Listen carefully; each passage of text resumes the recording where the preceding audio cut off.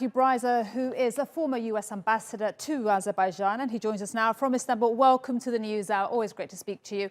How does this end? Because Azerbaijan has said that they will continue until they have taken back control of Nagorno-Karabakh. And then Armenia says there's no chance of a diplomatic solution.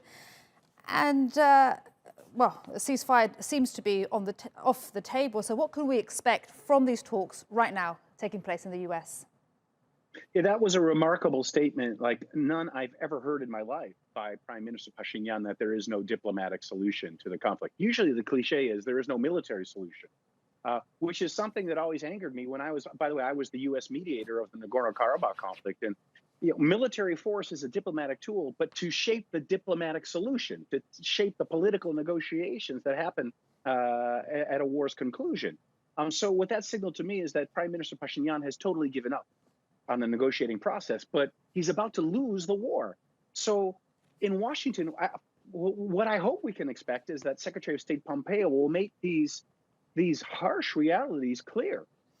And will not, yeah, go ahead. Yeah. No, I'm just going to say, you said Pashinyan, he's about to lose the war. Give us a sense of who right now, in 3 weeks of fighting, is winning the war. Oh, I mean, there's no question Azerbaijan is winning. I mean, it has recovered much more territory than I think it ever expected to militarily. I think Azerbaijan's plan was just to recover 2 of the districts that surround Nagorno-Karabakh that are Azerbaijani, and then go to the negotiations from a position of strength. Instead, it's recovered, 4, maybe 5 of those districts already, and is in a 6th of those all now. It has, as you said in your report, that it's recovered all of its territory along the border with Iran, and is now pushing northward toward the capital of Nagorno-Karabakh. And so I think the way it ends, I hope the way it ends, is that Azerbaijan recovers this territory and then stops and does what President Aliyev has also been saying consistently, which is we want simply to have negotiations on the basis of a formula that's been previously agreed, according to which ethnic Armenians can remain in their homes in Nagorno-Karabakh, but as Azerbaijani citizens, and their former Azerbaijani neighbors get to return to their homes.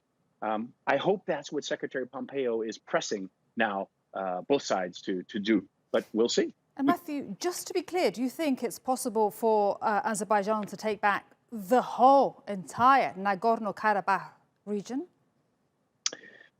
I think it's militarily possible, and because much to many people's surprise, I think probably even the leadership of Azerbaijan, how that the military offensive or operation has been so successful. But I think that would be a Pyrrhic victory. I fear that if Azerbaijan were to move into Nagorno-Karabakh itself, rather than what it's done so far, which is to regain its own 7 surrounding territories, if it moves into Nagorno-Karabakh, and if there's a large-scale civilian death, I worry that, number one, Azerbaijan is going to be unable to gain international support for the rebuilding process. And number 2, Russia may then intervene militarily. Until now, Russia has stayed back. All right. Matthew Bryza, former US ambassador to Azerbaijan, thank you very much indeed. And we will be following those talks with the Secretary of State very closely. Thank you.